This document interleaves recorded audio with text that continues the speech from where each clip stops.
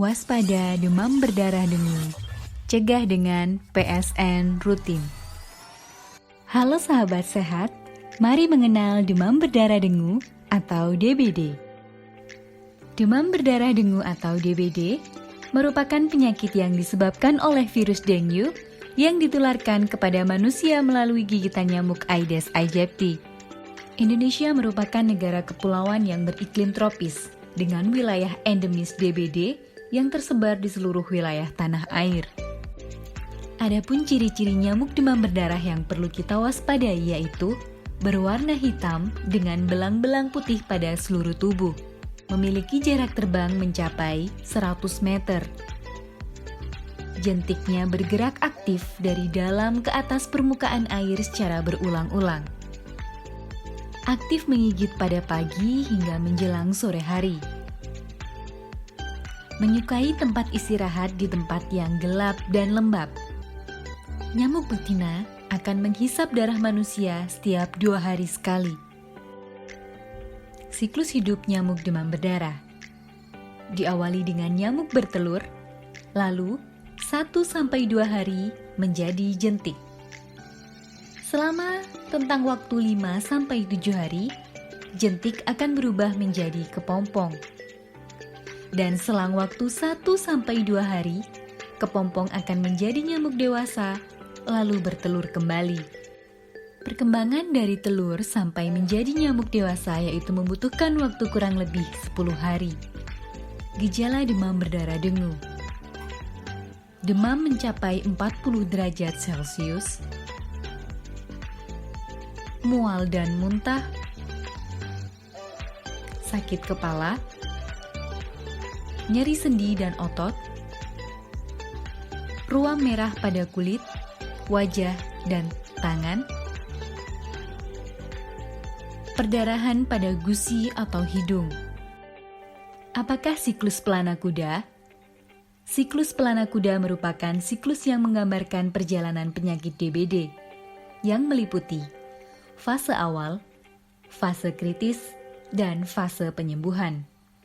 Pada fase awal terjadi demam selama kurang lebih 1-3 hari. Demam bisa mencapai 40 derajat Celcius. Menuju fase kritis, demam mulai turun. Fase ini berlangsung 4-5 hari. Pada fase ini perlu diwaspadai karena seolah penderita menunjukkan tanda-tanda kesembuhan.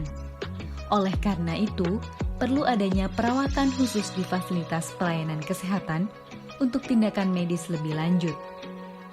Jika sudah melewati fase kritis, hari ke-6-7 merupakan fase penyembuhan. Bagaimana pertolongan pertama bila timbul gejala demam berdarah?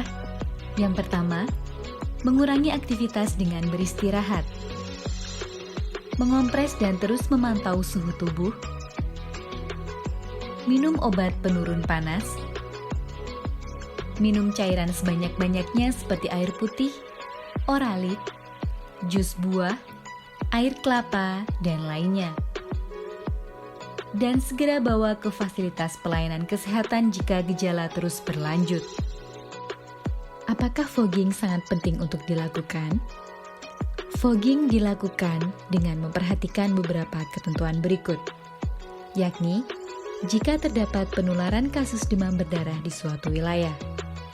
Kasus tersebut terjadi pada area radius 200 meter. Dilakukan 2 kali siklus dengan interval 1 minggu. Fogging hanya membunuh nyamuk dewasa. Jentik nyamuk tetap bertahan hidup. Hanya dilakukan setelah koordinasi dengan puskesmas setempat.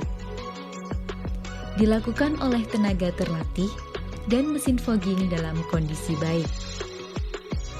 Dosis insektisida sesuai ketentuan. Perlu diwaspadai bahaya insektisida, apalagi jika di sekitar ada kelompok rentan seperti bayi balita, ibu hamil, dan juga lansia. Prinsip penanggulangan demam berdarah dengue. Promotif, yaitu berupa sosialisasi, penyuluhan, koordinasi dan komunikasi dengan tokoh masyarakat, dan kader kesehatan untuk penanggulangan demam berdarah. Preventif, melalui pemberantasan sarang nyamuk atau PSN 1 minggu sekali, yakni dengan 3M+, menguras, menutup, dan mendaur ulang, plus menjaga perkembangbiakan nyamuk, yaitu dengan pemberian bubuk abate, gerakan satu rumah satu jumantik, dan kuratif melalui optimalisasi pengobatan. Mari bersama lawan DBD. Kita bisa.